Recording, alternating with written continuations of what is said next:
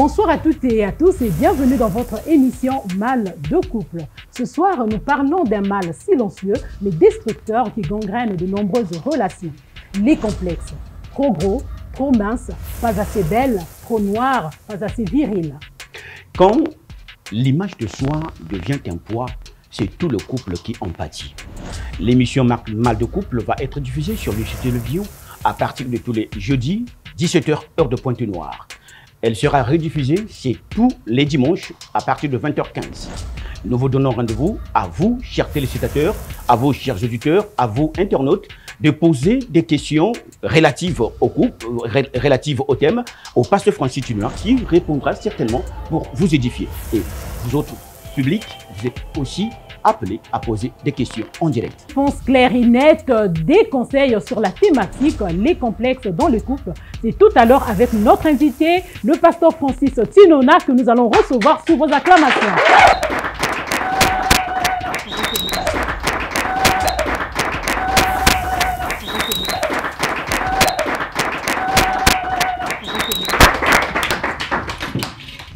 Partons avec notre thématique sur les complexes. Quelle définition apporter sur cette thématique? Alors, Complexe, c'est justement dans les couples. Dans les couples, bien sûr. nous abordons ici une question qui est vraiment très très profonde et question autour de laquelle beaucoup certainement de couples vont se retrouver. Et je souhaite beaucoup, surtout pour les nouveaux couples qui sont en train de commencer dans la vie maintenant, que cela leur serve de leçon afin qu'ils ne tombent pas dans ces pièges, dans ces travers que donc cela impose au couple. Alors, il y a généralement complexe lorsque l'un des partenaires, ou même d'ailleurs les deux, se sent en insécurité, ne se sent pas à la hauteur de l'autre partenaire. Alors, il ressent comme si il n'était utile à rien du tout, comme si l'autre était plus valeureux à ses yeux que lui. Et du coup, ça fait naître donc un sentiment d'infériorité. À partir de là, le couple commence à battre de l'aile si on n'agit pas très tôt. Alors, quel type de complexe est le plus fréquent dans les couples? Bon, on va avoir toutes sortes de complexes. Le panel est vraiment très, très vaste. Déjà, on peut avoir un complexe dû déjà à l'origine familiale. Si vous épousez une femme qui vient d'une origine qui est très riche, non pas modeste, riche, généralement une famille bourgeoise, et vous venez d'une famille modeste, alors il y aura forcément problème. Parce que cette femme-là vient d'une classe sociale qui est très élevée, vous venez d'une classe sociale qui est modeste, il y aura quelque part un conflit qui va naître, vous allez sentir comme si vous n'êtes pas accepté par la belle famille. Vous serez à certaines occasions jugé, diminué. Et c'est pourquoi vous constaterez d'ailleurs que les gens qui sont de la haute classe se marient souvent entre eux. Donc leurs enfants se marient entre eux, ça évite un peu ce genre de difficultés. Mais cela ne veut pas dire qu'on ne peut pas épouser une personne qui vient d'une classe sociale aisée. Mais il faut savoir que quand vous avez pris cette décision, vous allez donc affronter des difficultés. Et vous devez être préparé à affronter ces difficultés-là. Donc la question de l'origine sociale est une question à ne pas négliger. Parce que cette fille, en venant d'une origine sociale qui est suffisamment bourgeoise, elle est peut-être nantie, elle a peut-être déjà même un héritage assez costaud à son actif. Et donc, vous pouvez être accusé de l'épouser uniquement parce que vous courez après l'héritage qu'elle reçoit de ses parents. Donc, il y a ça. Il y a la question donc professionnelle ou la question financière. Déjà, si le partenaire a un niveau social plus élevé que vous, je vais parler particulièrement du niveau éducationnel, donc les diplômes, il a plus de diplômes que vous, il a un travail qui est beaucoup plus adapté, mieux payé que le vôtre, surtout si c'est la femme qui est mieux payée que le mari, un complexe automatiquement naît du côté de l'homme par rapport à sa femme. Donc c'est souvent mieux que ce soit l'homme qui soit le mieux payé que la femme dans un couple. Mais quand c'est plutôt la femme qui est mieux payée, il y a un problème naît. Il y a aussi, en dehors même du côté paiement, il y a le côté déjà éducationnel. Si la femme a plus de diplômes que son mari, ça peut amener naturellement un complexe. Il y a également les aspects de la réalité, donc les aspects corporels. Vous avez toujours aimé avoir une femme qui a une certaine silhouette. Si devant vous, vous avez une femme qui n'a pas ou qui n'a plus cette silhouette, je pèse mes mots, qui n'a pas ou qui n'a plus cette silhouette, ça devient un problème. C'est pourquoi avant de dire oui, je m'engage, je veux me mettre avec telle personne, vous devez être sûr que les cases que vous voulez voir cochées chez votre partenaire avant de l'épouser soient véritablement cochées pour vous éviter des ennuis. Il faut prendre en ligne de compte qu'il y a des déformations ou des changements qui vont intervenir au cours donc, de la vie du couple.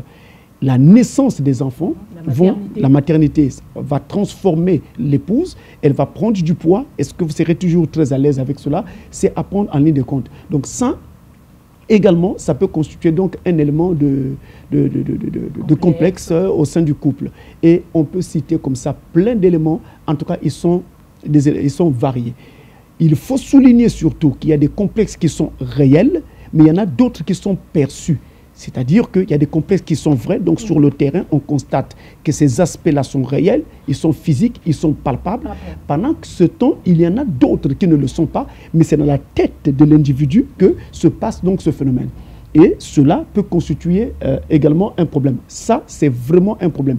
Et surtout pour les pasteurs ou les accompagnateurs, ceux qui interviennent pour essayer d'accompagner le couple et pour guérir de ces différents maux, il est important qu'ils intègrent cet aspect parce qu'il faut savoir si le complexe dont on parle, il est réel ou alors il est simplement perçu ou c'est l'individu qui est en train de vivre comme ça des cauchemars dans sa tête. En réalité, il n'y a rien de tel. À prendre également en ligne de compte l'insatisfaction sexuelle. Lorsque on vit une insatisfaction sexuelle, un complexe naîtra. Il faut également prendre en ligne de compte toujours autour de la sexualité. Si votre partenaire a eu plusieurs partenaires avant le mariage et que vous êtes au courant de cet aspect, ça va aussi faire naître des complexes parce que vous pouvez vous sentir en insécurité en vous disant « mais tiens, mais mon partenaire a eu plusieurs expériences avant moi. Est-ce que je serai à la hauteur de ces femmes d'avant? Est-ce que je serai à la hauteur de ces hommes d'avant ?» Et donc du coup, tout ça, ça peut créer donc un complexe. Toujours sur la question sexuelle, le complexe peut aussi naître au niveau de l'appréciation de l'intimité de son partenaire. Je vais parler de l'intimité de sa femme, l'intimité du mari. Vous voyez, vous soulevez des questions qui sont très graves, je n'y peux rien. On est obligé de souligner ces aspects. Parce que la femme, elle, avec tous les clichés que nous avons dans la société, peut penser que pour trouver satisfaction, il lui faut avoir une personne qui est suffisamment membrée. Alors que ce n'est pas cela qui fait en fait le bonheur dans le couple. Et du côté de l'homme également, il peut penser que non, pour pouvoir se retrouver, il lui faut donc un partenaire qui est plutôt un peu plus fermé. Donc, tous ces aspects sont à prendre en ligne de compte pour pouvoir guérir de ces problèmes touchant le complexe. Alors, on a l'impression que dans le panel que vous venez d'évoquer, que les complexes physiques sont ceux qui deviennent de plus en plus comme un fardeau dans les relations. On a comme l'impression. Ah non, tous les complexes peuvent avoir un poids significatif dans une relation. Tous les complexes. C'est vrai qu'on peut avoir beaucoup plus de certains complexes qui peuvent être beaucoup plus visibles, mais tous les complexes ont un poids. Regardez, tenez, je vous ramène en Éden. Entre Adam et Ève, il y a eu un complexe. C'était le complexe dû au péché, à la désobéissance. Et qu'est-ce qu'ils ont fait? Ils se sont rejetés mutuellement la faute. Adam disait que la faute venait de Ève. Et Ève disait non, la faute venait du serpent. Donc du coup, vous voyez, il y a un complexe qui est né. Vous avez avec Abraham, par exemple, le complexe dû, par exemple, au fait que la femme ne procréait pas. Sarah elle-même, ce n'est pas Abraham qui disait de Sarah que je n'ai pas besoin de toi ou je ne veux plus de toi ou tu es inutile pour moi. Mais c'est Sarah qui avait conçu cette pensée en elle. Donc c'est là où on parle de complexe perçu. Qui se disait, mais moi je deviens inutile pour mon mari. C'est elle qui fait la proposition à Abraham de prendre Agar. Et après, c'est encore elle qui se plaint parce qu'Agar commençait à prendre un peu trop de place dans le cœur d'Abraham. Alors... Donc ça signifie que, puisque c'est un problème réel, physique, ma question, elle est bien fondée. Si, on peut avoir... il y a certains complexes qui peuvent être beaucoup plus visibles que d'autres. Mais chaque complexe a un poids dans le couple et ce poids peut être dévastateur pour le couple. Est-ce que nous le vivons, comme vous l'avez dit, Abraham et Sarah, c'est Sarah qui en est vécu, c'est elle qui a perçu. Est-ce que ce phénomène, nous le vivons de la même manière? Sinon, et peut-être qu'il serait beaucoup plus féminin ou l'inverse?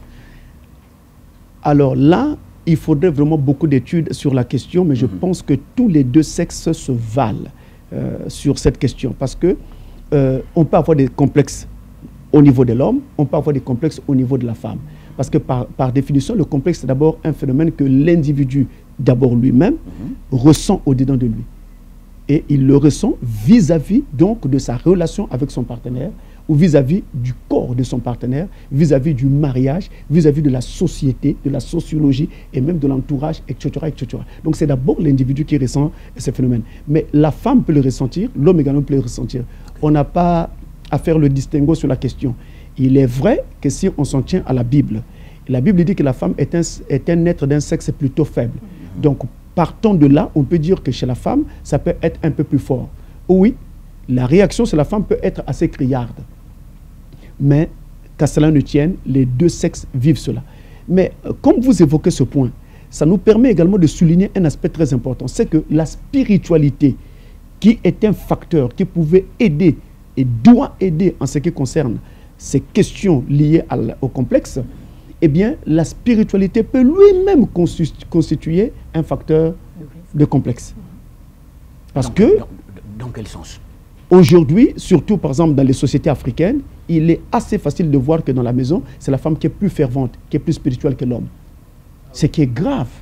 Alors qu'en réalité, selon le plan de Dieu, c'est l'homme qui doit être plus spirituel que la femme. Vous allez voir que dans les églises africaines, qu'est-ce qui se passe? Lesquelles vont souvent aux veillées de prière?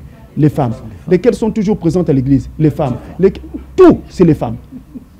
Donc si la femme est beaucoup plus spirituelle que l'homme, alors là, ça peut faire naître un complexe. L'homme peut se sentir inférieur spirituellement à sa femme. Et ça peut aussi donner à la femme de l'ascendant sur son mari. Donc, c'est elle qui donne des conseils, qui oriente, qui dirige et qui pousse. Ce qui est grave. Une maison ne peut pas et ne doit en aucun cas être dirigée par la femme. C'est l'homme qui doit diriger. Mais la direction ne doit pas être du genre « je m'impose ». C'est moi le mari. Non, ce n'est pas la loi de Dieu. La loi de Dieu voudrait que la direction puisse être induite. Donc, par le témoignage de ma vie et par ce que je présente, alors vous apprenez et ça vous donne une certaine direction. Ça vous donne une certaine impulsion. Et ça donne une impulsion et à la femme, et aux enfants, et à toute la maison. Alors, Laura, tu me permets, le pasteur venait d'évoquer quelque chose où il soulignait que c'est l'individu qui perçoit le complexe. Et si c'était l'inverse, que votre mal, vous n'en faites aucune appréciation, mais c'est plutôt le partenaire ou la partenaire finalement qui constate et qui crée le complexe finalement. Alors, il y a ici dans le couple des questions qui sont généralement tabous quand ces questions ne devraient pas être tabous. La communication dans le couple n'est pas toujours quelque chose de gagné. Et pourtant, la communication est un élément important pour la réussite d'un couple. Un couple qui ne parle pas ou un couple qui ne parle plus, ce couple-là est en train de se diriger vers un divorce. Donc la communication est très importante. Il ne faut jamais rompre la communication. Et d'ailleurs, vous constaterez, si vous devez de l'argent à quelqu'un et qu'il vous appelle, vous ne répondez pas. Il appelle, vous ne répondez pas. Il appelle encore, vous ne répondez pas. Après, qu'est-ce qui arrivera? Ça sert à la police. La police pour éviter d'arriver jusqu'à la police et aux tribunaux, qu'est-ce qu'il faut faire? Répondez à celui qui vous appelle, rencontrez-vous, parlez. Tant que vous maintenez le contact et la communication, il n'y aura pas de problème.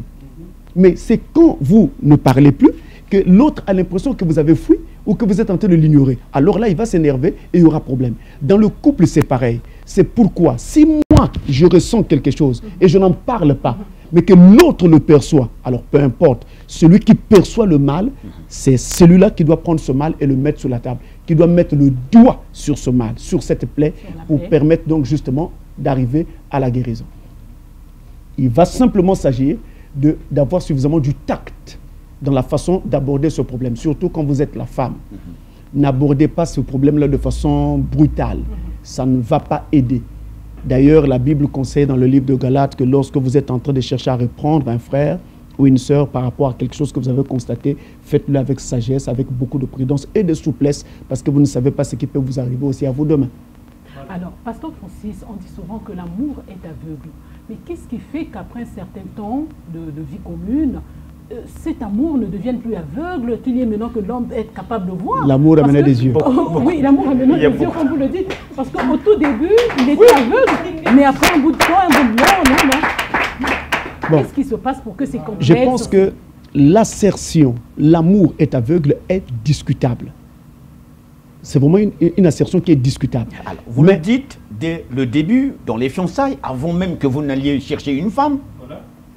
Ou bien c'est pendant que déjà vous avez une femme à la maison. C'est discutable parce qu'il faut regarder à quel niveau nous sommes. En général, quand nous sommes au début de la relation, eh bien, j'ai tellement aimé une personne que je ferme les yeux en face de tous les aspects négatifs que je perçois ou que je vois chez mon partenaire. Vous les voyez quand même, mais vous faites semblant de les ignorer. Vous avancez. Non, vous faites fi de ces tu ne connais pas. Il y a certains défauts que tu ne connais pas. Il faut faire très attention. Il y a des défauts qui apparaissent dès le départ. C'est le fait de les ignorer qui nous amène à des catastrophes dans les mariages, inutilement. Et après on dit Dieu n'avait pas parlé alors que Dieu avait déjà montré ces aspects dès le départ, généralement. Donc il faut être très observateur, il faut faire très attention. Rien n'est à négliger. Ainsi, lorsque nous sommes au début, étant donné que j'ai aimé et que je veux à tout prix te conquérir, je vais faire un effort de ne pas mentionner tes manquements et tes erreurs pour t'amener à dire oui. Mais entre-temps, vous voyez, j'ai souvent dit, l'amour ou la relation amoureuse est comme le bois. Quand on a mis du vernis sur le bois, au départ, le vernis brille. Après un temps, le vernis finira par s'écailler, peu importe le temps. Et quand il va s'écailler, alors vous verrez le bois sous son véritable jour. C'est pour dire qu'il est préférable de faire face à ce que vous rencontrez, c'est-à-dire de trancher, de régler les problèmes qui sont devant vous, ce que vous percevez déjà, pour éviter que demain, ça ne vienne à devenir des problèmes. Parce que une fois qu'on est déjà ensemble, on est mariés, on vit dans la même maison, ce n'est plus la conquête. Hein. La phase de la conquête est terminée. Ce n'est plus la séduction, hein. La phase de la séduction est terminée. Donc là, je ne cherche plus à te convaincre, je ne cherche plus à te séduire, j'étais déjà eu. Donc, il n'y a plus rien de tel. En ce moment-là, je commence maintenant à regarder d'autres aspects. Je regarde ton caractère tel qu'il est, je regarde ta personne telle qu'il est, je regarde tout ce qui te concerne tel que cela se présente. Et je commence maintenant à sentir des frustrations, des regrets par rapport aux choix que j'avais faits, aux décisions qui avaient été les miennes avant, etc., etc. Et finalement, ne trouvons pas satisfaction, ne trouvons pas un effort d'amélioration de ton côté, on finit par divorcer. Mais je suis d'accord avec la Bible et le prophète de Dieu, William Marion Branham, qui dit que quand on a vraiment aimé, on continuera à aimer. L'amour ne meurt pas. Peu importe ce qui si c'est un amour vrai, c'est-à-dire que vous pouvez vivre des histoires, des moments qui peuvent, des moments de fâcherie, mais vous continuerez à aimer. L'amour ne meurt pas. C'est un principe. Est-ce qu'aujourd'hui, on peut dire que les réseaux sociaux, les médias sont des facteurs de risque dans cette question des complexes? Mais naturellement, les réseaux sociaux sont un facteur de risque à la fois pour le couple, pour la femme, pour l'homme lui-même et même pour les enfants. Ils sont tout le temps sur les réseaux sociaux. Vous ne savez pas toujours ce qu'ils écoutent sur ces réseaux sociaux. Surtout qu'aujourd'hui, sur Internet, c'est tout le monde qui est devenu sachant et c'est tout le monde qui sait ce qui est bien pour vous et ce qui est mal pour vous. Alors, je ne comprends plus rien. Nous sommes dans un monde complètement à l'envers. Hein, c'est le royaume de Gongoloma Soké. Où tout est permis. Alors, dans quel sens ou de quelle manière une chaîne de télévision, comme Luxe Télévision, ou n'importe laquelle, de la place de Pointe-Noire, ou peut-être même sur le plan international, peut engendrer ou peut causer du tort, susciter un complexe dans le foyer ou dans le couple, comme monsieur, madame est là devant l'écran, regarde la télévision. Là, nous abordons la question relative à la responsabilité des médias. Une question très sérieuse. C'est pourquoi dans la plupart des pays du monde, il y a toujours un organisme de surveillance des médias. Vous avez au Congo-Brazzaville le CLC, le Conseil supérieur à la liberté de communication. Vous avez en France, justement, un conseil également de l'audiovisuel. Vous en avez un peu partout pour surveiller ce que les médias diffusent et pour surveiller les plages horaires au cours desquelles ils diffusent ces programmes afin de s'assurer de la protection de chaque couche sociale. C'est pourquoi on demande aux médias d'afficher, selon le programme qui passe, des pictogrammes à l'écran pour indiquer que ça ne correspond pas à tel âge. Et les parents étaient censés surveiller ces différentes informations pour protéger leur progéniture. Maintenant, le média peut devenir un facteur dévastateur pour le couple lorsque le média donne des informations qui sont plutôt biaisées, qui vont dans un sens, qui favorisent un sexe ou un autre, qui soutient un sexe ou un autre. Mais nous devons garder les gens à égalité et parler de ce qui concerne les uns et parler aussi de ce qui concerne les autres, apporter des remèdes, ne pas chercher à séparer ou à diviser, mais chercher simplement à réconcilier. Parce que si vous êtes ensemble, si vous savez former un couple aujourd'hui, c'est parce que vous vous étiez aimés. Et je me rappelle surtout les amours de jeunesse qui ont commencé à l'école ou quand on était encore dans la tendre jeunesse. C'est des amours qui ont été très forts, hein, et qui, en fait, ont produit beaucoup. Il y a beaucoup de sentiments, il y a toute une histoire derrière. Je pense que c'est une histoire qu'on ne doit pas jeter à la poubelle. On peut toujours essayer de fouiller là, à l'intérieur, et puis de reconstruire quelque chose en faisant ou en suivant l'exemple de l'oiseau phénix. Madame Laura, vous me permettez, en suivant un journal, je ne sais pas, d'une chaîne quelconque, je crois une chaîne française, un couple, c'est la femme qui intervient. Elle dit, mais tiens, mais la journaliste est très belle. Contrairement, si c'est l'homme qui appréciait la même journaliste, alors là, le problème se poserait, n'est-ce pas, Pasteur Francis? Si c'est l'homme qui posait le problème d'apprécier la même journaliste parce que c'est les femmes. Bon, là, c'est aussi un autre problème qui est aussi discutable. Parce qu'il y a beaucoup d'aspects autour. Nous sommes actuellement dans ce monde, dans un monde où l'homosexualité est acceptée. Pas par Dieu, hein, pas par la Bible, je parle de la société actuelle. Okay. Les grandes puissances de la Terre aujourd'hui acceptent et favorisent l'homosexualité.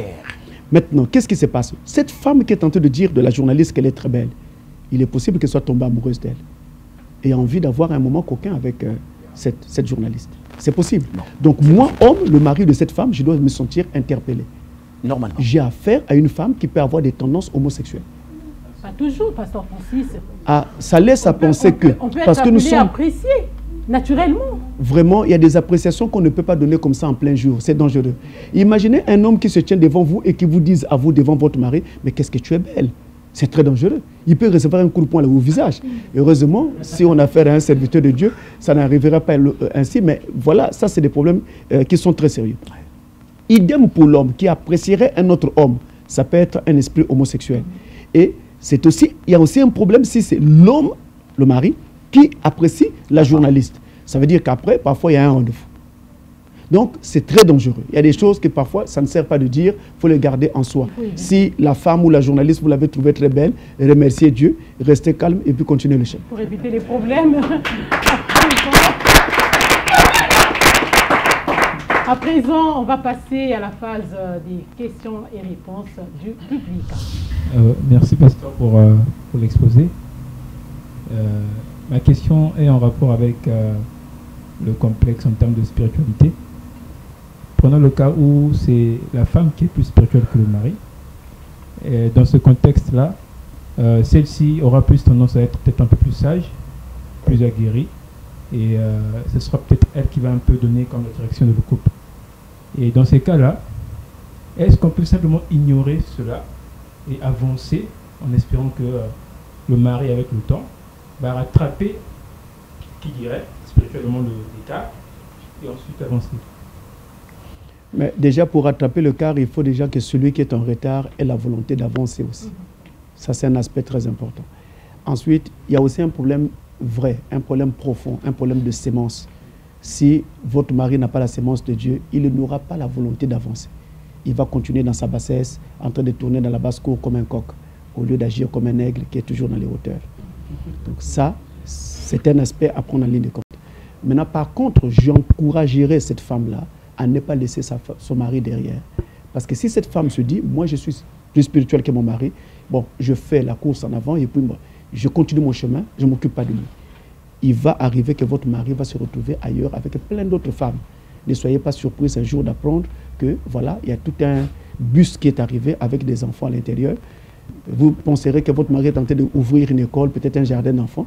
Oh non, ce sont ces enfants qu'on est venu déposer. Donc, accompagnez-le, priez avec lui. Lorsque vous avez des moments de prière, associez-le, priez avec lui. Et faites exprès, je parle de la femme, faites exprès, titillez votre mari. Au lieu de poser les questions directement au pasteur, vous pouvez poser à votre mari pour l'amener à faire des fouilles, à rechercher. Lorsqu'il dira, bon, je ne sais pas encore, je chercherai, vous lui répondez, chérie, j'attendrai, il n'y a pas de problème. Quand tu trouveras, tu peux même demander au diacre ou au pasteur, quand tu trouveras, j'aurai besoin de cette réponse. Au fur et à mesure, le mari se sentira interpellé, concerné, alors il viendra. Les moments de prière en famille, en tout cas, même si vous êtes plus spirituel, mettez votre mari en tête. C'est lui qui doit diriger la prière en famille. La prière d'ouverture, la prière de clôture. Les prières intermédiaires, vous pouvez le faire avec toute votre force spirituelle. Mais les prières d'ouverture, les prières de clôture, laissez votre mari faire. Pareil, lorsqu'il y a des problèmes sur les enfants, il faut prendre des décisions qui vont faire appel à la spiritualité, même quand vous voyez que la décision que votre mari prend n'est pas conforme à la parole, ou bien ne sera pas avantageuse pour l'enfant concerné, proposez votre décision sage par une simple proposition. Ne dites pas, chérie, moi je pense qu'on doit faire ceci. Non, non, non. Dites-le, chérie, mais si on faisait ceci, vous posez une question. Et de cette façon-là, il va voir la pertinence de votre proposition et finalement tombera d'accord avec vous. Et même là également, votre mari se rendra compte que vous avez des propositions qui sont très spirituelles et qui sont vraiment très, très édifiantes et qui apportent beaucoup à la famille. Je garantis cette femme, à cette femme que ce que vous allez dire aura force de loi. Pas parce que vous l'aurez imposé, mais parce que ce sera la vérité. La vérité domine toujours. Vous avez vu le serpent de Moïse, il a avalé les 2 autres serpents que les Égyptiens avaient proposés. Votre proposition, votre serpent avalera les propositions de votre mari. Mais vous l'avez dit tout à l'heure, si vous avez affaire à un mari qui ne veut pas avancer, à ce moment-là, la femme se comporte. On est déjà ensemble. Faisons preuve de on est déjà ensemble, oui. on le tire, on va ensemble. Vous continuez quand même à le tirer. Mais vous ne pouvez rien, sinon vous allez casser le mariage. Tirez-le tel qu'il est. C'est vous même qui avez choisi un tel homme. Allez-y ensemble. Nous vous présentons nos condoléances, mais allez ensemble. Et nous avons une question. Shalom, pasteur. Oui, mon frère. J'avais une question. L'orientation sexuelle douteuse de l'un des partenaires dans le couple peut-elle être une source de complexe au sein du couple? Naturellement. Naturellement. Vous savez, j'ai croisé une jeune femme très très belle. Je dis bien très très belle. Si vous tombez sur elle, vous aurez envie de l'épouser. Excusez-moi de dire ça. Mais, à ma grande surprise, elle a une orientation sexuelle lesbienne. Elle préfère les femmes plutôt que les hommes. Elle travaillait quelque part. Un jour, elle a vu sa patronne qui était en petite culotte, parce qu'elle travaillait chez une blanche. Et elle a vu cette blanche-là en petite culotte. Elle était là où elle était en train de taper du pied comme ça. Oh, j'ai envie de la croquer. Mais c'est une femme. Bon, maintenant, imaginez que vous tombiez sur une telle femme et que vous l'épousiez. Qu'est-ce qui va se passer? Elle sera avec vous pour la forme, afin que les gens ne disent pas qu'elle est homosexuelle. Mais en réalité, à l'intérieur d'elle, elle est homosexuelle. Sera-t-elle satisfaite par vous? Je ne suis pas très sûr. Peut-être, ça pourra arriver par occasion, mais son orientation est différente. Pasteur, oui. J'aimerais savoir comment aider un homme à rester confiant quand sa femme progresse plus vite que lui. Alors, cet homme-là déjà, s'il parle avec sa femme, ensemble, ils peuvent regarder les raisons qui l'empêchent d'avancer assez vite, ensemble. Maintenant, s'il ne parle pas avec sa femme, alors il peut se faire aider par un diacre ou par un pasteur. Ou même, il peut faire l'introspection lui-même et il se tient devant Dieu en prière pour dire « Seigneur, aide-moi à comprendre pourquoi je n'avance pas vite ». C'est là où il découvrira, par exemple, que son emploi du temps ne correspond pas, son travail l'occupe beaucoup, il n'a pas suffisamment de temps pour Dieu, etc., etc. Il y a même certains hobbies, vos moments de loisirs qui sont mal utilisés. Ce que les gens ne savent pas, c'est que quand vous passez du temps sur un réseau social, si vous passez 30 minutes, vous passez 1 heure sur un réseau social, ce temps que vous avez passé est perdu pour de bon, il ne reviendra plus. Ça, il faut le savoir. C'est-à-dire que si vous avez perdu 1 heure du temps sur un réseau social, les 1 heure là sont perdues et perdues pour l'éternité, ça ne reviendra plus. Voilà pourquoi, en fait, il faut être constructif. Il faut penser à ce qui construit. Chaque jour, chaque heure, chaque minute, je dois penser à me construire. Qu'est-ce qui me fera avancer avec Dieu? Qu'est-ce qui me fera avancer dans mon travail? Qu'est-ce qui me fera avancer dans ma profession? J'étudie. Pourquoi vous avez des smartphones? Vous dites bien smartphone, téléphone intelligent. Ça sert à quoi? Mais si votre smartphone ne sert qu'à dire allô, allô, allô, tu es où? Selfies en longueur de journée. Ou faire des selfies. Mais là, vous devenez, je ne sais pas, on va dire quoi? Des smart idiots, je ne sais pas qu'est-ce qu'il faut dire. Non, il faudrait qu'on mette à profit le fait qu'on a un smartphone qui peut nous permettre alors de continuer notre apprentissage pendant que nous ne sommes pas à des heures de service. Nous sommes juste à des heures peut-être de loisirs. Donc ça peut se faire de façon très fun, très relax, mais je suis en train d'apprendre quelque chose et d'avancer. Maintenant, avec votre femme, posez la question directement. Chérie, qu'est-ce que tu constates en moi qui est en train ou serait en train de freiner mon avancement? Et le ciel vous dira, je constate que tu ne pries pas assez, je constate que tu dors comme un sac, je constate que quand tu tombes la nuit au lit à partir de 20h, tu ronfles tellement que le matin pour te réveiller, il faut que le coq ait chanté 2 ou 3 fois.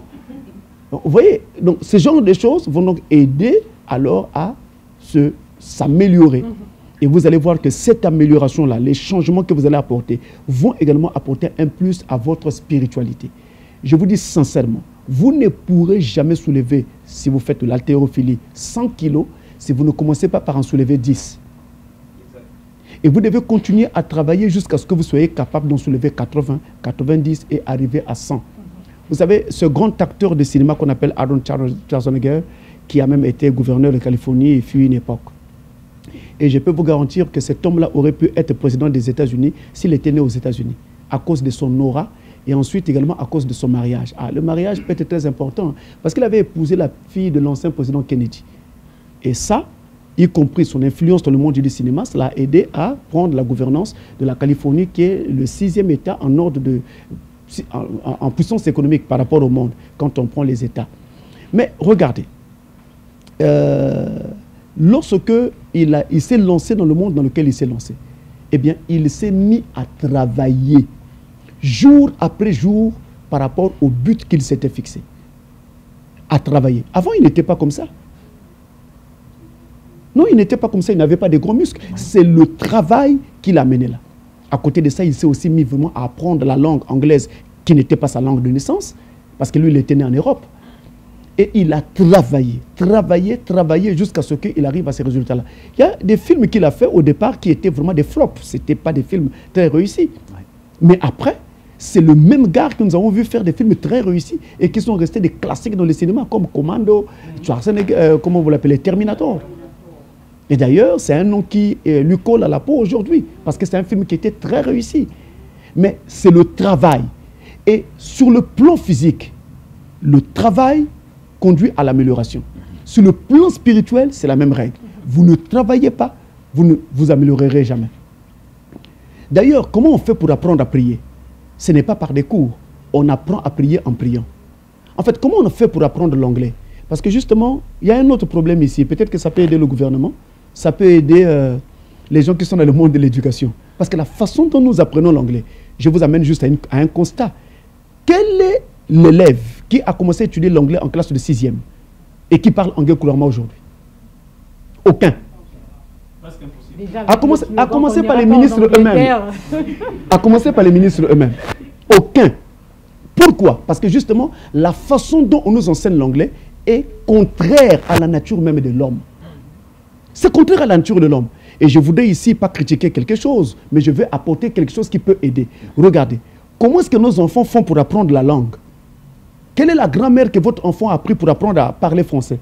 Vous lui avez donné quel cours de grammaire? Non, absolument pas. Vous lui avez appris quoi? Sujet, verbe, complément, à quel moment? Votre enfant? Absolument pas. Mais et pourtant, chaque fois que vous lui dites, hey, viens, John, ici, Jean, là, il apprend que là, ici, là, ça veut dire ceci, ça veut dire cela. Exact. Et il arrive à parler. Parce qu'en fait, il y a un principe naturel. L'acquisition d'une langue est incontrôlable. Ce n'est pas un principe que vous contrôlez.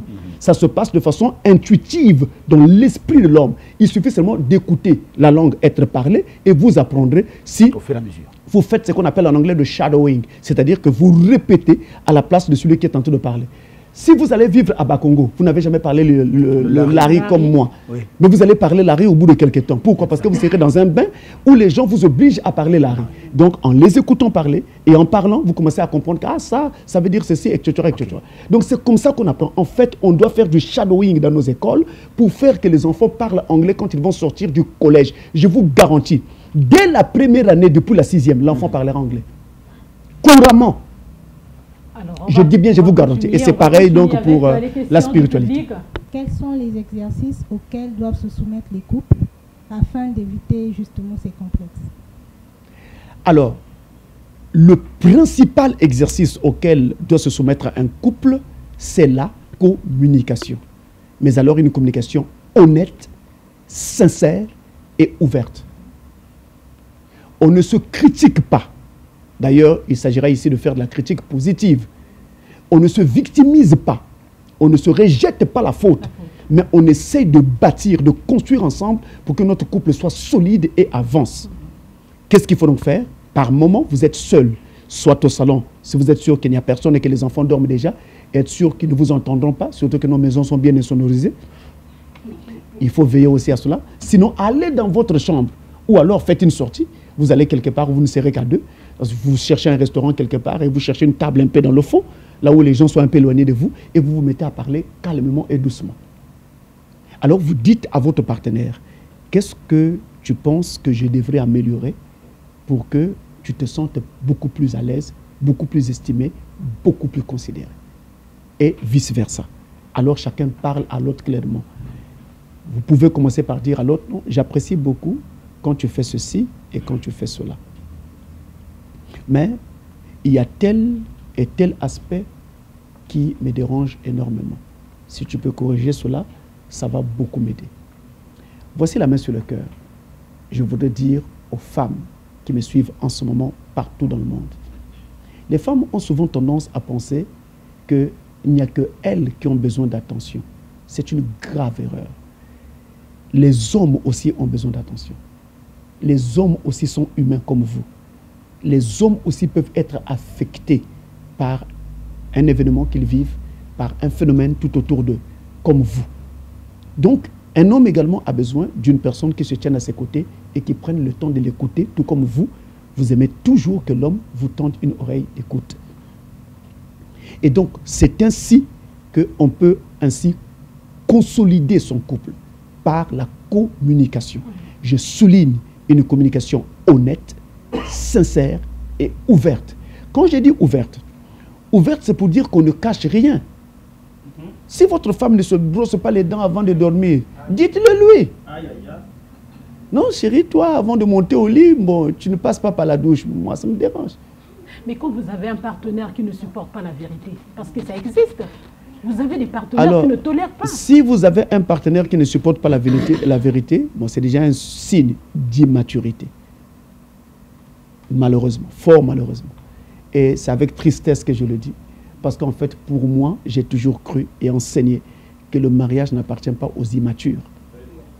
Le mariage appartient aux personnes matures, aux grandes personnes, pas à des enfants. Pourquoi vous êtes parti vous marier, que vous soyez homme ou femme? Vous devez prendre le temps d'écouter l'autre. Ce qu'il dit peut être salutaire. Donc, vous voyez, les questions d'hygiène sont des questions qui peuvent faire mal.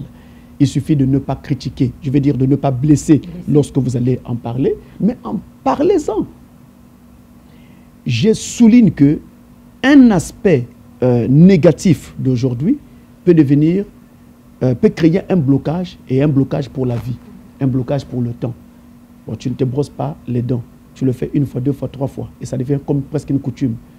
Même quand tu réapprendras à le faire, ton mari aura toujours dans son esprit que tu ne t'es pas brossé les dents ce soir. Et ça devient un problème. Okay. Vous voyez? Bon, j'entends, lorsqu'on marie les couples à la mairie, je ne condamne pas, hein. J'apporte quelque chose qui peut peut-être aider. Non, l'homme doit être le chef du foyer, etc. Ce sont des choses comme ça autour desquelles on parle. Mais il y a des aspects qui ne sont pas abordés, comme ceux qui sont abordés, et qui, en fait, détruisent les couples en vrai. C'est ça qui détruit les couples.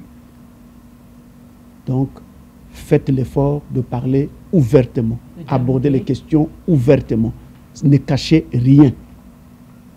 Et je dirais même si vous sentez que non, vous auriez aimé avoir un homme membré, mais il n'est pas membré. Il faut le dire aussi, pasteur. Dites-le lui. Pasteur Francis, il faut le dire. Dites-le lui. Voyez, pasteur, voyez que le complexe est physique et il touche presque l'orgueil de l'homme. C'est ça. Et comment appréciera-t-elle? Comment appréciera-t-il? Quelle sera sa réaction? Sa riposte. Exactement. Mais il n'y a pas de riposte à manifester. Parce que ce n'est pas une guerre. Attendez, un couple n'est pas une arène. S'il vous plaît, pasteur. C'est une alliance. S'il vous plaît. C'est une alliance, c'est vrai, pasteur. Pasteur, s'il vous plaît. Lorsque vous êtes femme, et nous sommes en couple, et que vous venez d'en juger de mon sexe, par exemple. Voyez, aussitôt, le sexe fait l'homme presque. Le sexe fait l'homme. Et quand vous portez un jugement sur ce qui fait ma vie, ce qui fait mon être à moi, aussitôt, je suis touché. Et aussitôt, mon intérieur presque en train de faire un programme de blessé dans mon vous vous sentez blessé. Blessé. Et alors, demain et après-demain, qu'est-ce que je pourrais être devant cette femme? Qu'est-ce que je serai? Comment avoir le courage le complexe est né. Voilà. Déjà, le complexe est né dès qu'elle dénonce ce mal. Qu'est-ce que vous préféreriez? Que cette femme vous quitte pour aller chercher un homme membré? Est-ce que ça ne serait pas... Parce que c'est devenu un complexe. Et ce complexe-là est installé. Chaque fois qu'il te voit, pour lui, pour elle, elle est en train de voir un petit enfant de l'école primaire. Tant mieux. Est-ce que pour cela, ne serait-ce pas... Est-ce que ça ne serait pas possible que l'homme lui-même enchaîne, puisse entamer mais il ne parlera pas parce que c'est lui le concerné. Par contre, je dirais, est-ce que la femme ne passerait pas par des astuces du genre, oh, bon, mais chérie, moi j'aime te voir un peu gros, est-ce que tu peux pas grossir un tout petit peu, que d'aller directement... Madame Laura, je voudrais souligner ceci. La prise de poids physique d'un homme ne garantit pas la taille de son membre. L'évolution de c'est juste un exemple en fait. Non, mais je vous le garantis. Au contraire, plus vous prenez du poids, plus le membre va se rétrécir pour s'adapter. Oui, pour s'adapter à votre nouvelle physionomie.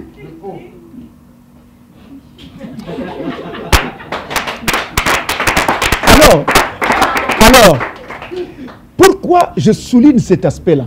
Parce que c'est un aspect qui est criard. C'est un aspect qui est présent dans les couples. En fait, je souligne cet aspect pour montrer aux gens que il y a possibilité de faire quelque chose. Au lieu de rester dans cet état, il y a possibilité de faire quelque chose.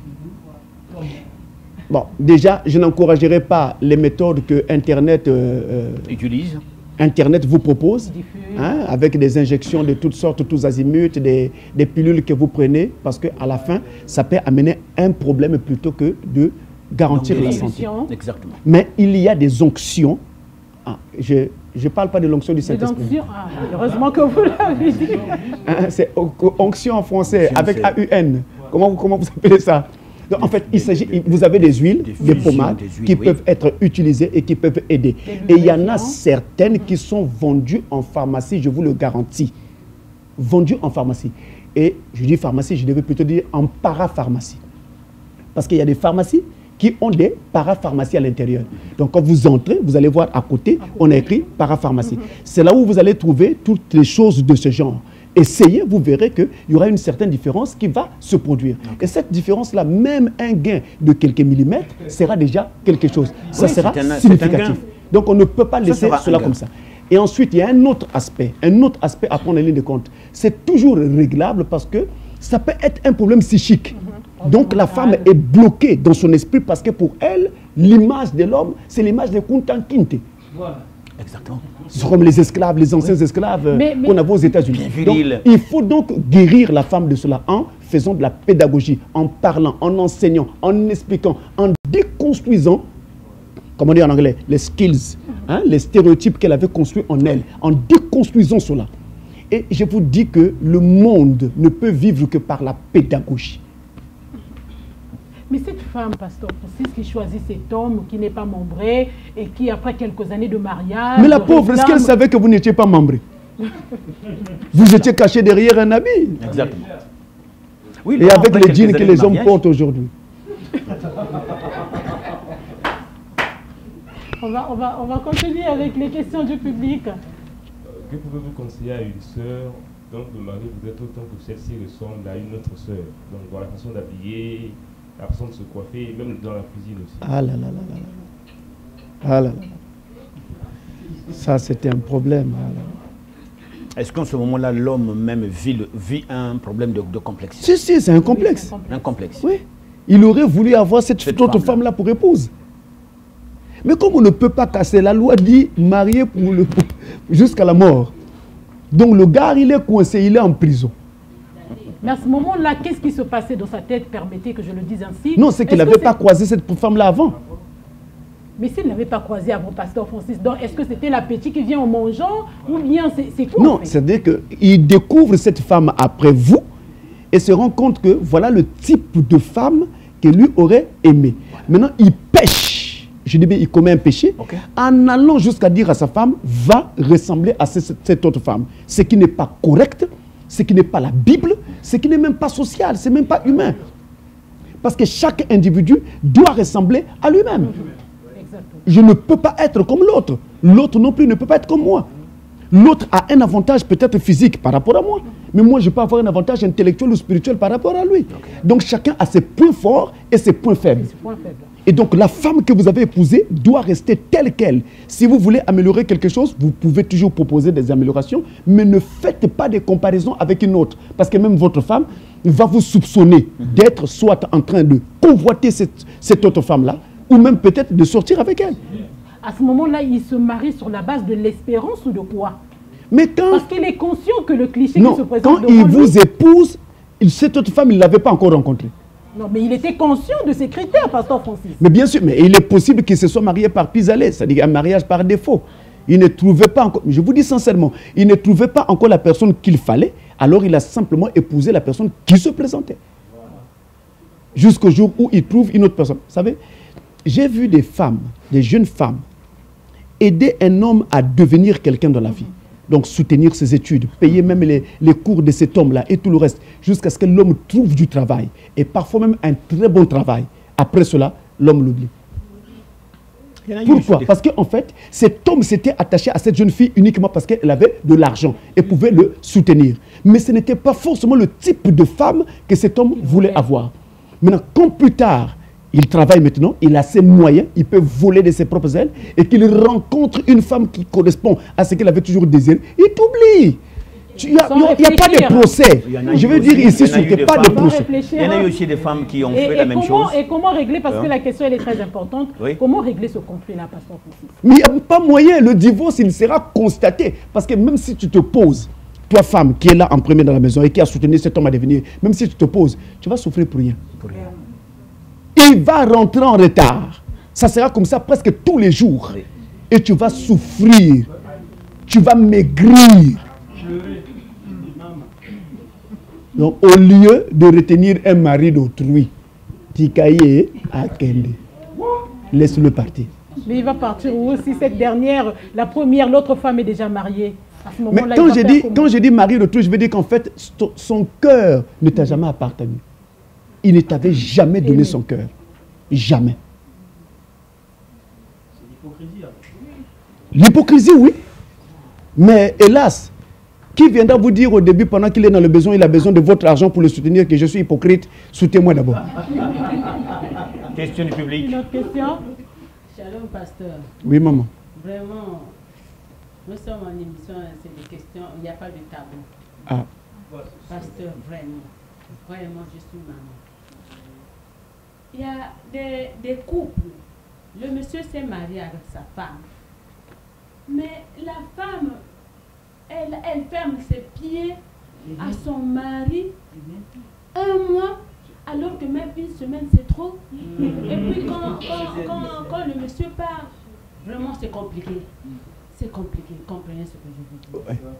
Bon, ça c'est la première question. La deuxième question, c'est que la femme aussi doit être quand même propre, surtout côté intime.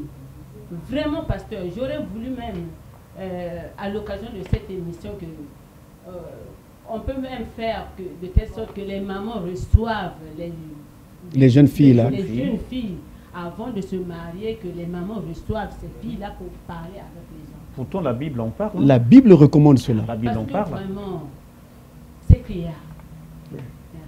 Merci. En fait,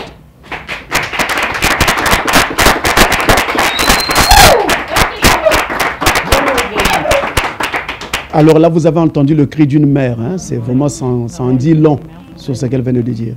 Voyez, moi, je voudrais compléter, parce avant que vous ne complétiez, avant que vous ne réagissez.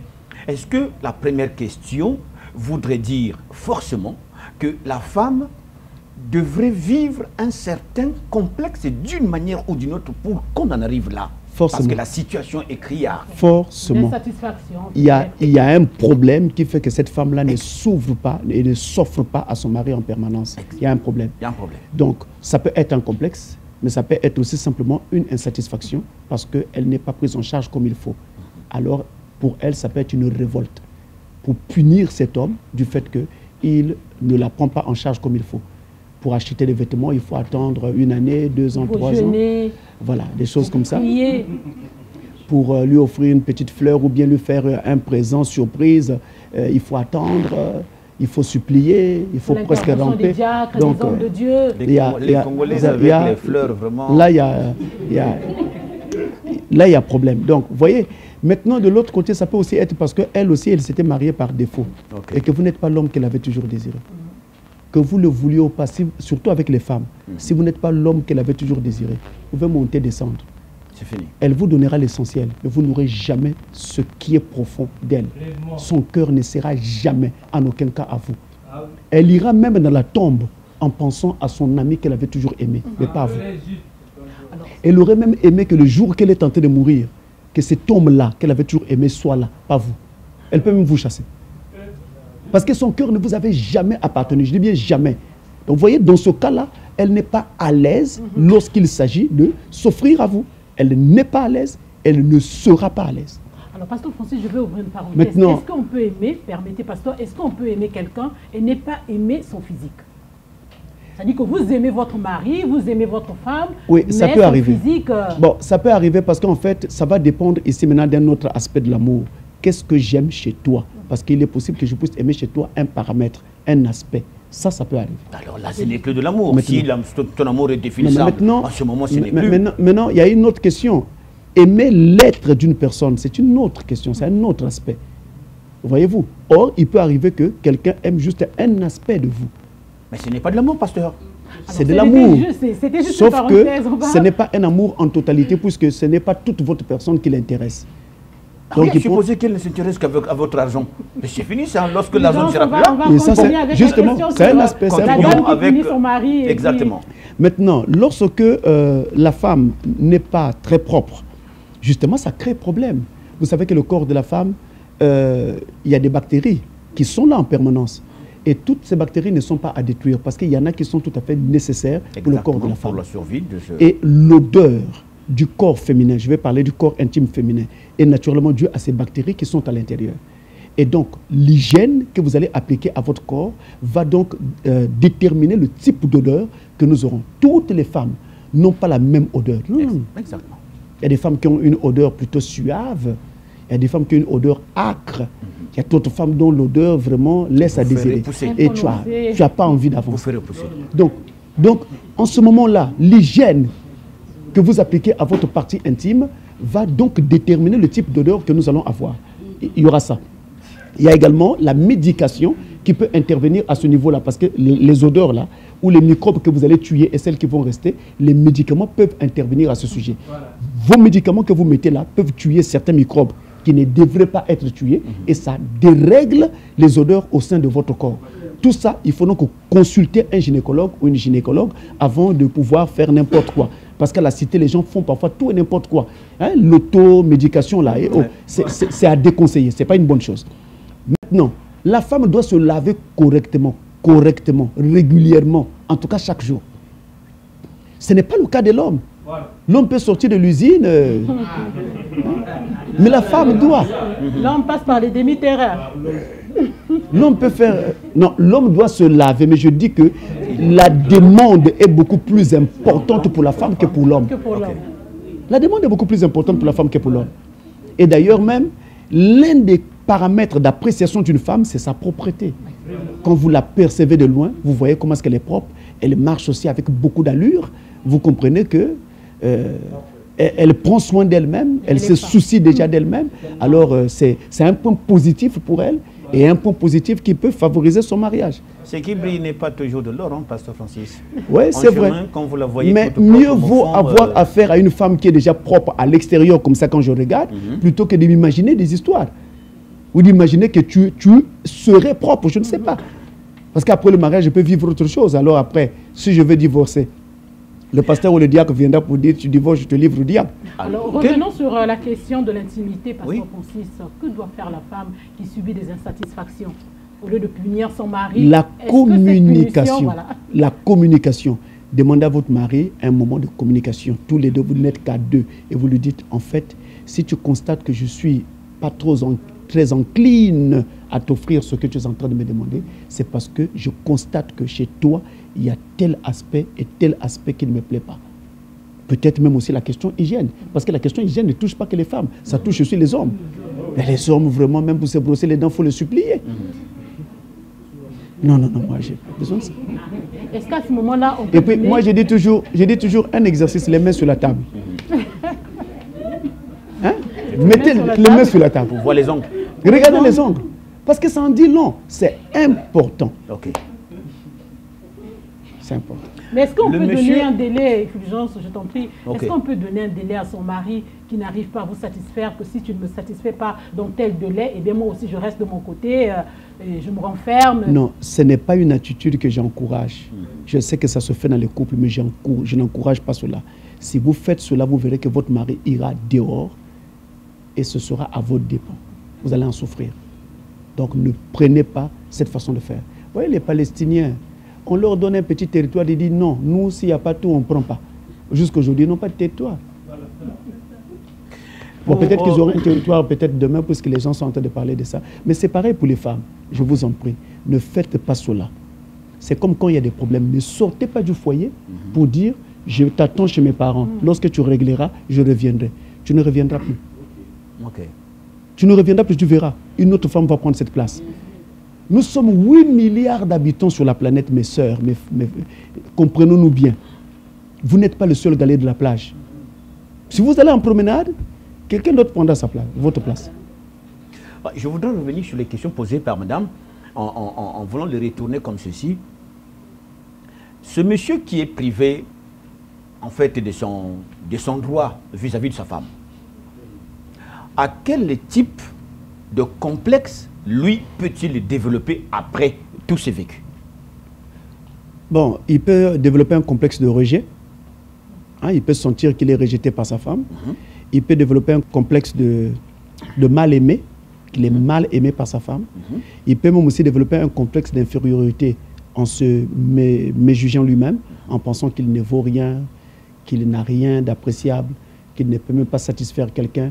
Et même parfois dans la vie, il n'a même pas le courage de se relancer pour chercher même à contacter une autre personne. Donc, parce qu'il se sent blessé dans son fort intérieur, donc il se replie sur lui-même. Ça, ce sont des choses qui naturellement peuvent arriver. Donc, vous voyez combien un simple petit geste peut rendre quelqu'un malade et malade à l'extrême. Parfois, les gens font des AVC, des accidents vasculaires, la conséquence des crises cardiaques et tout le reste. Mais c'est dû parfois à des choses qu'on n'explique pas. Hein. La conséquence, Pasteur Francis, du premier complexe que vous avez cité, serait finalement d'avoir les regards ailleurs. Si déjà vous vous sentez mal aimé par votre femme. Mais justement, ça va vous pousser. C'est une porte qu'on ouvre. En fait, c'est une tentation qui s'offre maintenant à vous d'aller regarder dehors s'il y aura une personne qui va accepter votre sourire. Question public. Ma question est celle-ci. Que doit faire une femme ou un homme qui découvre que son partenaire l'avait épousé par défaut? Disons que le mari qui dit à sa femme que moi, au départ, j'aimais une telle personne, mais sauf que la personne, par exemple, était païenne, mais voilà pourquoi j'étais épousé, puisque je ne pouvais pas me marier avec elle, j'étais épousé. Mais dès le départ, c'est elle que j'aimais. Et l'amour, le monsieur avait pour la femme à continuer jusqu'à maintenant, quand le mari vient avouer à la femme que pardonne-moi, je t'aimais pas vraiment, j'aimais une autre personne. La femme à qui on a dit ça, puisqu'elle sait que le mari, dès le départ, ne l'a jamais aimé comme il se faut. Maintenant, si la femme veut continuer avec le mari, comment elle va être? Parce qu'elle sait que c'est pas sûr que l'homme ne puisse aimer comme il a aimé l'autre femme. Donc, comment elle doit se comporter? Une maladie psychologique demande guérison, tout comme une maladie physique, une maladie somatique, une maladie qui touche le corps. Physiologique. Ça demande donc une guérison. De la même façon que la guérison est possible avec les maladies physiques, les maladies somatiques, eh bien la guérison est aussi possible pour une maladie qui touche le psychisme de l'homme. il avait aimé un peu plus quelqu'un d'autre et pas vous au départ, c'était au départ. Et d'ailleurs, s'il prend le courage de vous le dire aujourd'hui, c'est parce que justement, il y a eu une guérison et il a changé d'option, il a changé de cap, il a changé de mentalité. Alors, une guérison s'est installée. Vous êtes déjà ensemble. Si vous vous séparez, à quoi cela va servir? Pour être honnête, je vous dis simplement que généralement, quand il y a cassure de mariage, la personne la plus perdante, c'est la femme. Okay. L'homme, s'il a son argent, il peut se remarier même le lendemain. Vous pouvez crier au scandale, mais il va se remarier. Mais vous, la femme, vous allez devoir attendre que quelqu'un vous aime. Et il faut que cette personne ait les moyens également pour aller vous épouser. Autrement, vous pouvez attendre 2 ans, 3 ans, 15 ans et vieillir. Mais l'homme peut se remarier dès le lendemain. C'est pourquoi ne durcissons pas le temps. Ça amène des cassures de mariage. Entendons-nous. Puisque c'était le cas hier, alors posez la question. Maintenant, aujourd'hui, où est-ce que tu en es? Est-ce que tu as pu guérir de cela? Est-ce que maintenant tu es revenu vers moi? Est-ce que ton cœur est maintenant à moi? S'il vous l'avoue, alors allez de l'avant. Mais s'il vous dit, en tout cas, vraiment, je ne peux pas t'aimer. J'aime toujours l'autre. Ah, là. Est-ce que dans pareille circonstance, hein, je vais poser une question, sinon 2 questions au même moment. Dans pareille circonstance, cette femme peut-elle persister en usant des astuces justement pour gagner le cœur de cet homme? Oui, c'est possible. Deuxièmement, c'est possible. Si elle peut faire des petites choses qui feront qu'elle réussisse à gagner le cœur de l'homme. Si elle persiste ou l'homme persiste dans sa théorie qu'il aurait aimé une autre femme, vous voyez déjà que la femme est victimisée, elle est touchée. Qu'est-ce qui lui reste? Sinon, qu'est-ce qu'elle peut développer comme comportement, comme complexe? Même si cet homme a aimé une autre femme avant vous, mais pourquoi il n'est pas avec cette femme? C'est que quelque part, même s'il ne vous le dit pas, c'est que vous aussi, vous avez quelque chose qui l'a attiré. Ce n'est peut-être pas aussi fort que cela. Exactement. Ce n'est peut-être pas aussi grand que cela, mais il y a eu quelque chose. Maintenant, tu peux faire grandir cela. Alors, reste avec ton mari, ne vous séparez pas. Vous êtes ensemble. Ne vous séparez pas, ça ne sert à rien. Nous attendons la venue du Seigneur et les proches. Ça ne sert pas de se compliquer la vie pour rien. Vous savez, il y a un adage qui dit, les changements, même les plus souhaités, ont toujours leur mélancolie. Voilà pourquoi, même si vous souhaitez aujourd'hui changer de mari ou changer de femme, ne pensez pas que là où vous irez, il n'y aura pas de tristesse, il n'y aura pas de soucis. Il y en aura. Mais ce qui est bien, ce qui est vrai, c'est que si vous avez vraiment aimé, malgré ce que vous allez rencontrer, l'amour va prendre le dessus et tout sera très bien. Tout sera fluide. Question. À part la communication, quels sont les moyens utiles pour contrer le complexe dans la vie des couples quand le conjoint ou la conjointe fait signe de complexe qui peut induire les deux dans le désaccord, les disputes, voire même la séparation? Et ma deuxième question, c'est celle-ci. La première question, reprenez s'il vous plaît, excusez-moi. À part quoi? À part la communication. Oui. En dehors de la communication. Quels sont les moyens utiles pour contrer le complexe? Okay. Et la deuxième, c'est celle-ci. Est-ce normal pour un couple chrétien d'accepter le complexe de l'un ou de l'autre? Bon, déjà, la seconde question est une partie de la réponse à la première question. Elle constitue une partie de la réponse à la première question. Non. Quels sont les moyens qu'on peut donc utiliser à part la communication pour permettre donc à un couple de pouvoir faire face au complexe, à part la communication? Eh bien, il y a l'accompagnement spirituel. Accompagnement spirituel par un pasteur, accompagnement spirituel par un psychologue ou même par des conseillers matrimoniaux. Mais honnêtement, moi, je ne vous conseille pas et je ne conseille pas aux chrétiens les conseillers matrimoniaux parce qu'ils ne sont pas chrétiens. Je pense que la matière chrétienne devait être réglée et gérée par des chrétiens. Donc, je conseille aux chrétiens d'utiliser ou de faire appel au service d'un pasteur. À défaut du pasteur, on peut avoir un diacre chrétien qui est outillé et qui pourrait donc intervenir. Donc, il y a des accompagnements. Ces personnes viennent, se mettent au milieu de vous et parlent avec vous pour découvrir le fond des choses et donc vous aider par leurs conseils et leurs visites régulières. À côté de cela, c'est pourquoi j'ai parlé de la deuxième question qui répond en partie à la première. Il y a aussi le fait que nous devons nous regarder tels que nous sommes. C'est-à-dire que je dois t'accepter tel que tu es. Je dois t'accepter comme Dieu t'a fait. Ta façon de parler, elle n'est pas forcément païenne, hein, mais il peut arriver que ça ne me plaise pas. Il y a des gens, quand ils parlent, il a toujours l'air d'ousser le temps, mais c'est sa façon de parler. Donc, il faut déjà que j'arrive à discerner que ce n'est pas un défaut chez toi, mais c'est plutôt quelque chose de naturel. C'est ta façon de parler. Donc ces différents aspects, une fois qu'ils sont cernés, ça va aider facilement à trouver un équilibre par rapport au complexe que vous pouvez vivre. On va faire des concessions, on va essayer de supporter l'autre. En sachant que non, il ne fait pas exprès, il n'est pas en train de m'injurier, mais c'est plutôt un aspect qui est lié à sa personnalité, donc à sa nature. Ça devrait aider. Alors parlons de la communication, pasteur. Quand vous avez en face de vous un partenaire, un conjoint ou une conjointe qui pense que vous parlez toujours mal, chaque fois que vous vous mettez à discuter, le partenaire vous fait savoir que tu parles mal, vous parlez toujours mal.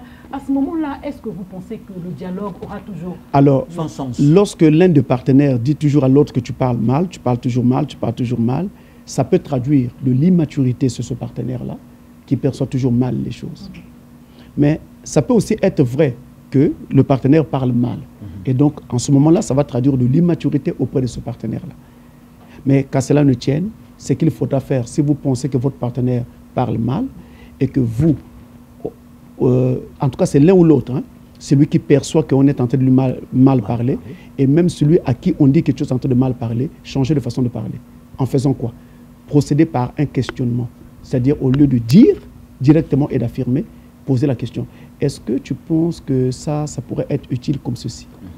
Et vous laissez votre partenaire philosopher, argumenter autour. À partir de son argumentaire, vous amenez pas à pas jusqu'au point où vous voulez l'amener. C'est ça qui évitera donc des conflits inutiles. Question. J'ai une question. Vas-y. Voilà. Donc, je voulais dire... dans le couple, l'homme est vraiment colérique, à tel point qu'il parle, donc ça veut dire qu'il ingère sa femme à tout moment, surtout pendant qu'il est en train de faire ses voyages, alors c'est comme si il a perdu le contrôle à tel point qu'il commence à gérer, et même les enfants parfois ont même du mal à voir leur maman tout le temps en train de blesser par leur mari.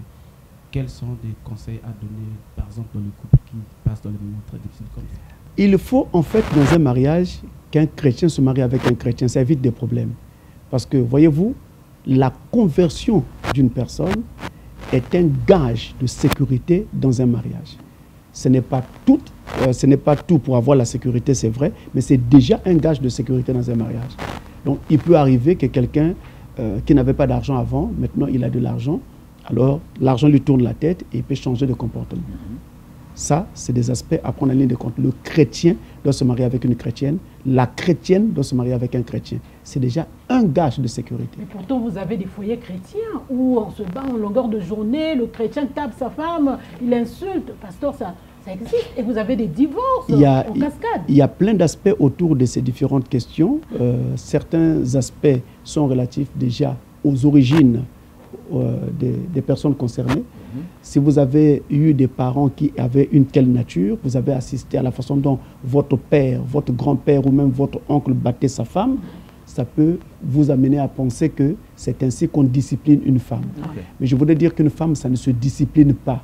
Parce qu'une femme, c'est un autre vous-même. Vous allez discipliner quoi? Ce n'est pas un objet, ce n'est pas un enfant qu'on va discipliner. En fait, on se partage des expériences, on s'échange, on parle, on cause ensemble. Voilà pourquoi, si vous adoptez les choses de cette façon, il n'y aura jamais bagarre, il n'y aura jamais querelle, il n'y aura jamais de choses de ce genre. Et si vous regardez très bien, un homme qui commence à injurier sa femme pour un rien, regardez très bien, cet homme a déjà une vie désordonnée. Il a déjà d'autres femmes à dehors. C'est pourquoi celle qui est à la maison n'a plus de valeur à ses yeux. C'est ce qui se passe. Mais je suis chrétien. Dieu m'a fait la grâce d'avoir un peu d'argent. À cause de cet argent, je commence à jurer ma femme. Mais qu'est-ce que j'étais avant? Et qui m'a soutenu pendant ce temps où je n'avais rien? Mais c'est cette femme-là. Pourquoi maintenant que Dieu me donne un peu d'argent, je lui manque du respect? Il y a quelque chose qui ne va pas. Ou je n'ai jamais été chrétien, ou je suis sorcier, ou alors, sincèrement, ou je suis sorcier, ou alors, j'ai d'autres femmes dehors.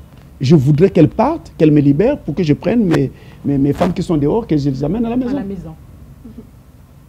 Pasteur Francis, il faut qu'un homme change d'avis, parce qu'au départ, l'amour est rose, n'est-ce pas?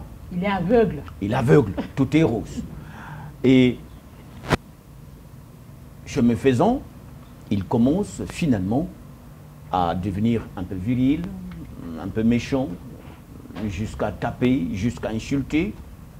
Mais normalement, lorsqu'on regarde en arrière, il aura vécu quelques complexes, n'est-ce pas? Quelque chose qui l'a poussé à changer d'avis. Peut-être que les femmes ou la femme à laquelle on fait allusion n'a pas véritablement perçu pour savoir où en est véritablement le problème. Parce que brusquement comme ça, un homme ne peut pas changer. Oui, mais ça ne justifie pas la violence. Ça ne justifie pas et ne devrait jamais justifier la violence. Parce que dans un couple, on doit mettre la violence de côté. Ça, ce sont des choses d'un autre âge. Ça ne correspond pas à l'âge moderne dans lequel nous sommes en train de vivre. Et la Bible elle-même, de la Genèse à l'Apocalypse, n'a jamais été pour la violence conjugale. C'est interdit. Donc, il est possible que c'est justement qu'il y ait eu un phénomène qui avait ulcéré l'homme. Il s'est senti froissé dans son amour propre et c'est pourquoi il se comporte de cette façon. Maintenant, si vous, femmes, vous en avez une idée, demandez-lui pardon. Et l'homme également, par sagesse, c'est lui le chef de la maison. Si vous avez conscience que moi, ce comportement-là est dû au fait qu'elle m'avait manqué de respect à telle occasion, parlez-lui de cela. Et on demande pardon et on continue le chemin. Mais il n'y a pas à froisser la femme, à l'injurier et de surcroît devant les enfants. Ça ne se fait pas. C'est interdit. Il a pas donner l'argent de la popote. Hein? Non, ça ne se fait pas. Honnêtement, je voudrais vous dire que, vous savez, aujourd'hui dans le monde, les gens font un peu tout ce qu'ils veulent. Quand ils veulent changer de femme, ils changent de femme et puis ils continuent le chemin. Mais honnêtement, je voudrais vous dire, rappelez-vous, il y a un Dieu qui voit toutes choses et qui donc va devoir faire rendre des comptes à chacun par rapport à ce qu'il fait. Et le prophète de Dieu, William Marion Branham, avait dit que tout se paye ici-bas. Avant que vous ne quittiez la terre, les actes que vous avez posés là, vous allez les payer. J'ai deux questions ici, Pasteur Francis. Ce sont des dames qui ont voulu garder l'anonymat. Je vais donc me faire le devoir de les poser. Alors, elles ont peur de quoi? Je ne sais pas. La première, après la maternité, Pasteur Francis, elle a tellement pris du poids et son ventre a tellement grossi et qu'elle en souffre en fait. Elle a développé un certain complexe. Et ce qui fait que lors des moments d'intimité, elle ne supporte pas ou ne tolère pas la lumière. Elle préfère que ça se fasse dans le noir, de peur que le mari de la juge ne la voie. Et donc, elle veut savoir est-ce que c'est bien faire. Allons-y. Alors, vous savez, je comprends cette femme et je partage sa souffrance. Maintenant, il faut noter que le regard fait partie des stimulations sexuelles. Ce que je vois. Surtout beaucoup plus pour les hommes. Donc, beaucoup plus pour les hommes, oui. Donc ça fait partie de cela. Vous voyez, de la même façon que Dieu a fait de moi un être complet. J'ai une tête, j'ai des yeux, j'ai un nez, j'ai une bouche, j'ai toutes les parties de mon corps. Chaque partie, en fait, participe à l'acte amoureux. Donc, si vous privez votre partenaire d'une partie de votre corps, vous êtes en train de lui priver d'une partie de son plaisir. Alors, il peut aller rechercher ce plaisir ailleurs. Et je vous dis que le corps féminin, déjà en lui-même, déjà crée de la stimulation. Il y a des parties du corps féminin qui, à elle seule, peut déjà mettre un homme parfaitement prêt pour la bataille. Enfin, pardonnez-moi d'utiliser cette expression. Voilà. Ouais, il y a des parties comme ça.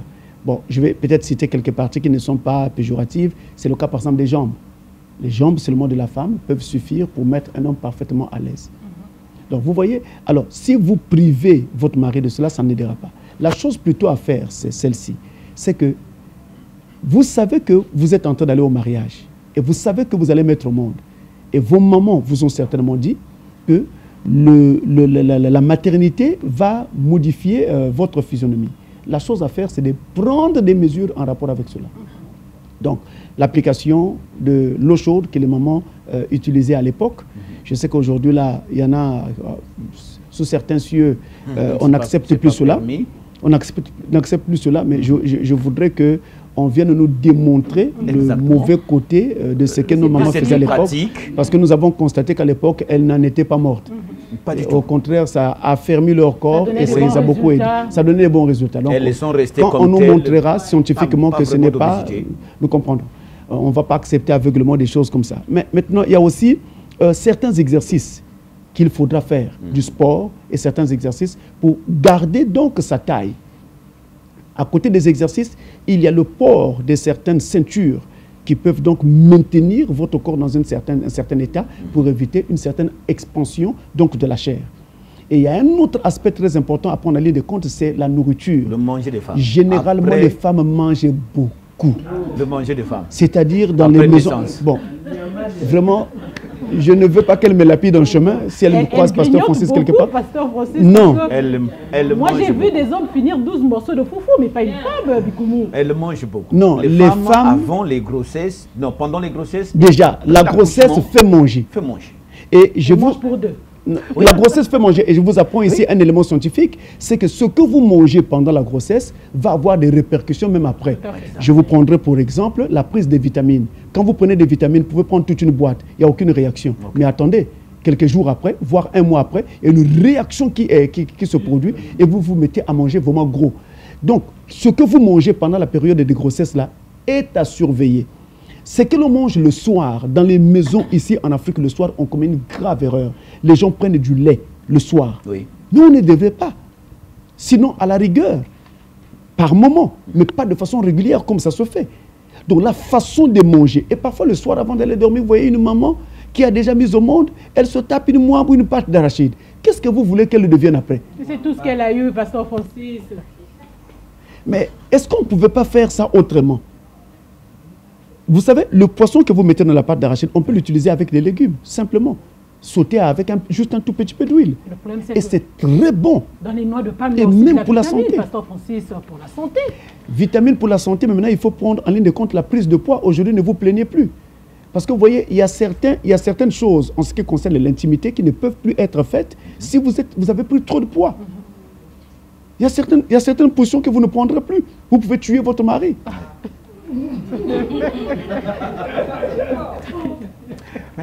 Dans le cas... On peut l'entendre crier, et on va penser qu'il est malade. Non, mais il est en train de mourir. Donc, il y a... En tout cas, j'appelle à la conscience. J'appelle à la conscience parce que chaque aspect est important. Oui. J'appelle à la conscience. Vous savez, quand je suis dans les rues de la ville, ici ou même à Brazzaville, j'ai un mal. Surtout quand je passe aux abords des écoles. J'ai un mal. Oui. Je vois nos jeunes filles qui sont encore au collège, mais qui ont déjà une certaine proportion. Elle est encore au collège. Mais quand c'est génétique, pasteur, parce qu'il y a aussi la parce génétique. Parce qu'ils prennent de certains laits qu'on appelle aux oiseaux, je ne sais pas trop, des trucs comme ça. Et qui finalement font prendre du poids. Il y a la question de la génétique aussi. Oui, je sais qu'il y a la question de la génétique, mais je sais aussi qu'on a un certain problème d'irresponsabilité et peut-être même de manque de formation. Parce qu'on livre nos propres enfants à des choses qui ne devraient pas. Regardez, la prise des chips, c'est très mauvais pour la santé. Et ça fait prendre du poids. Parce qu'il y a trop de sucre et trop de sel dans les chips. Et je vous apprends à vous autres parents que les chips sont cancérigènes.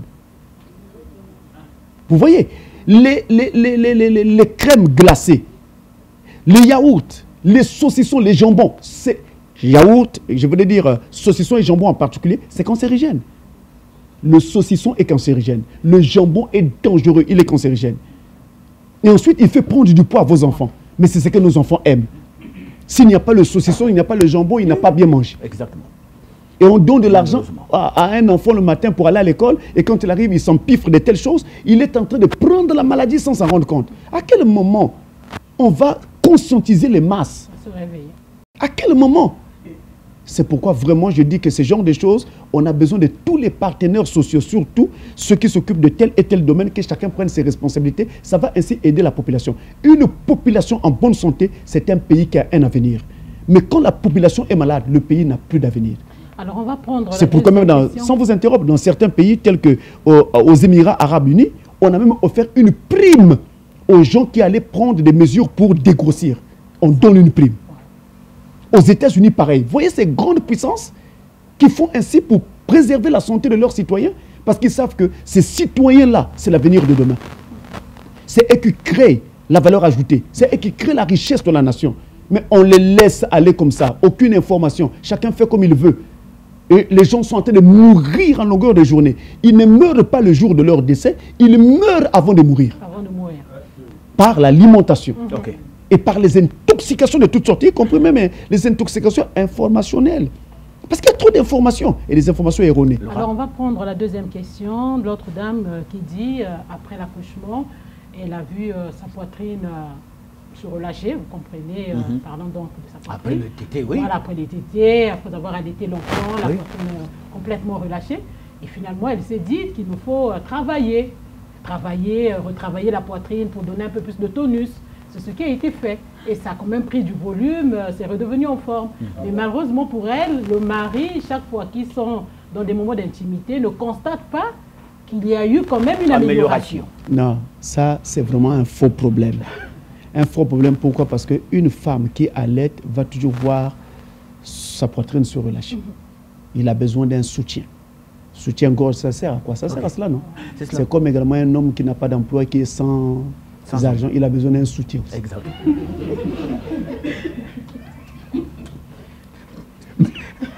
Le mot... Le soutien-gorge, bien. Mais Là, ça devient c'est le mot. C'est le mot, il a besoin d'un soutien. Cette fois-ci, c'est juste un soutien. Juste un soutien, simplement. Alors donc, en fait, il faut accepter sa femme dans son nouvel état. Parce qu'en réalité, en vrai, qui est responsable de cet état-là? Voilà la bonne question. Qui est responsable de cet état? Mais c'est ce même homme qui est en train de l'incriminer aujourd'hui. C'est la venue de l'enfant, pas l'homme. Non, mais qui est responsable de la venue de l'enfant? Mais qui est responsable de cet enfant? On a désiré la venue de l'enfant tous les deux. Seulement, les changements sont beaucoup plus globaux chez la femme. Notoire, Ok, oui, oui. Et ils sont trop notoires même chez la femme. Par contre, l'homme reste comme tel. Non, non, c'est un faux problème. On doit mettre ce genre de problème de côté. Il faut que les hommes comprennent qu'on doit être responsable. Ça, c'est un faux problème. Et puis, de toute façon, pour trouver satisfaction, pardonnez-moi l'expression, de la poitrine de sa femme, on n'a pas besoin que ça soit je ne sais de quel volume ou que ça soit debout ou quoi. On n'a vraiment pas besoin de ça. On n'a pas besoin de ça. Non, non, non. Là, dans le public, Mais je vous dis que nous tendons vers la fin de là, l'émission. on risque de toucher un autre domaine. Nous tendons vers la fin de l'émission. Ça peut donner des quelques frissons. questions. Oui. On dit souvent que l'amour est... bon, disons l'amour sincère n'a pas de raison. C'est ce qu'on dit souvent. Et imaginez, vous tombez amoureux d'une personne, mais qui ne correspond pas au cliché que vous avez toujours voulu. Est-ce que ce serait mauvais d'avancer avec cette personne-là, ou bien on peut toujours y aller et renforcer ce côté qui nous plaît assez? En tout cas, si vous êtes encore à vos débuts, ne commencez pas une relation avec une personne qui ne correspond pas à ce que vous avez toujours désiré. La nature, on ne lutte pas contre elle. On dit toujours que si vous essayez de lutter contre la nature, elle reprendra ses droits. En vous, dans votre nature, ce n'est pas ce que vous souhaitez. Donc ne faites pas cela. C'est comme aller construire une maison sur une pente. La nature reprendra ses droits. Cette maison va s'écrouler. Alors, on va prendre la dernière question. La dernière question. Pasteur, merci pour la parole. Ma question, ça se résume au niveau de l'âge. Tout à l'heure, on a dit que l'amour, au début, est aveugle. Comment gérer un complexe qui naît dans un mariage? Après avoir été marié à une femme, tu connais déjà son âge en fait. Maintenant, après, vu le monde extérieur, vous avancez ensemble, mais ton entourage, ils ont été mis au courant concernant l'âge de ta femme. Donc la femme est plus âgée? La femme est plus âgée que l'homme.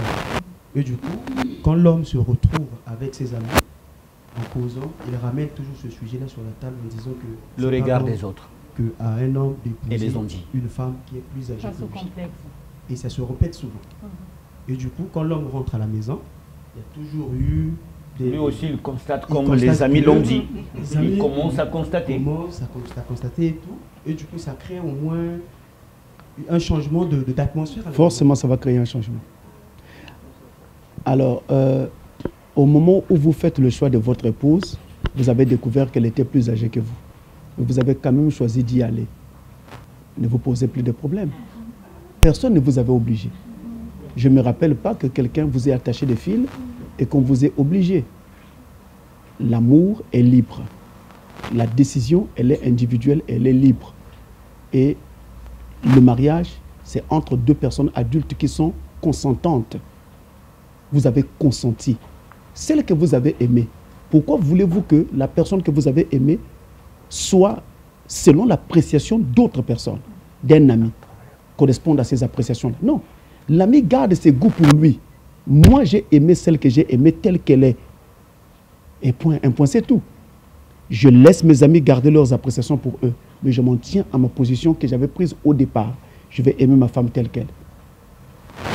C'est tout ce qu'il faudra faire. Et vous voyez, quand vous vous mettez à écouter trop des histoires à l'extérieur, ça met des problèmes à l'intérieur, à la maison. Fermez-vous. Vivez votre vie pour vous. Aimez-vous tous les deux pour vous. Construisez votre foyer ensemble calmement. Évitez des histoires inutiles qui ne serviront à rien. Ça vous fera beaucoup de mal pour rien. Et un conseil, ne parlez jamais de vos affaires de couple à l'extérieur, à d'autres gens.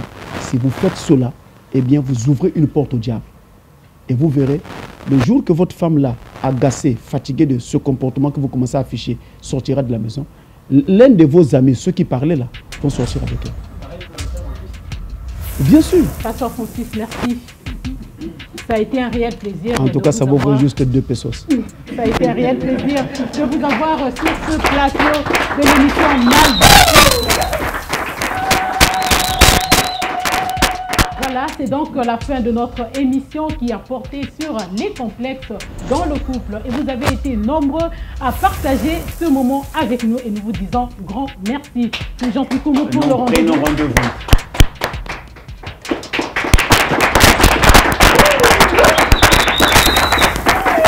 Nous prenons rendez-vous donc avec la prochaine émission, c'est jeudi à 17h, heure de Pointe-Noire. Au revoir et bonne suite de programme sur Lux Télévision.